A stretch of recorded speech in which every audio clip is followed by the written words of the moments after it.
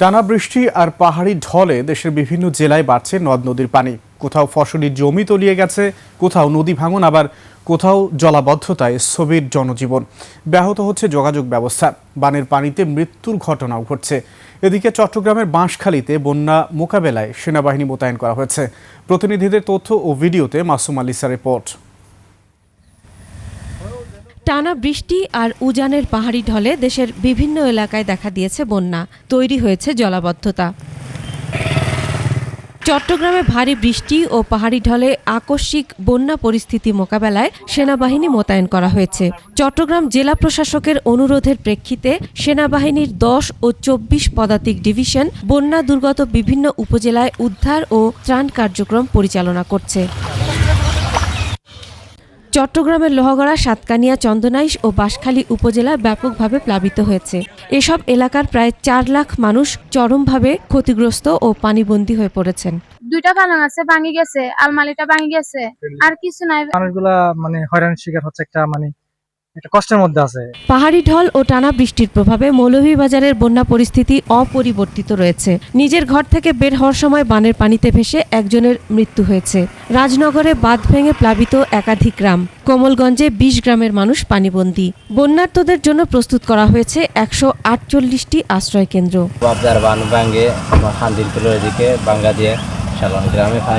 পার্বত্য জেলা বান্দরবানেও বন্যা পরিস্থিতির পুরোপুরি উন্নতি হয়নি। প্রধান সড়কে এখনো পানি থাকায় সারা দেশের সঙ্গে সড়ক যোগাযোগ বিচ্ছিন্ন রয়েছে। এর মধ্যে রাঙামাটি বান্দরবন সড়কে সেতু ধসে পড়ায় 2 জেলার অভ্যন্তরীণ যোগাযোগ একেবারে বন্ধ। এমন পরিস্থিতিতে 15 জুলাই পর্যন্ত জেলার সব পর্যটন কেন্দ্র বন্ধ ঘোষণা করা হয়েছে। এদিকে রাঙামাটির নিম্নাঞ্চলেও বন্যা পরিস্থিতি অপরিবর্তিত।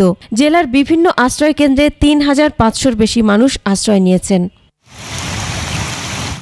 খাগড়াছড়িতে মাইনী ও চেঙ্গি নদীর পানি কমতে শুরু করায় বন্যা পরিস্থিতির উন্নতি হচ্ছে। দীঘিনালার ছোট মেরুং বাজার সহ বিভিন্ন এলাকা থেকে পানি নেমে যাওয়ায় ক্ষতিগ্রস্তরা দোকানপাট ও বসতঘরে ফিরছেন। স্বাভাবিক হচ্ছে সড়ক যোগাযোগ। বন্যা কবলিত 2500 ক্ষতিগ্রস্ত পরিবারের মাঝে খাদ্য সামগ্রী বিতরণ করেছে প্রশাসন সহ বিভিন্ন সংগঠন।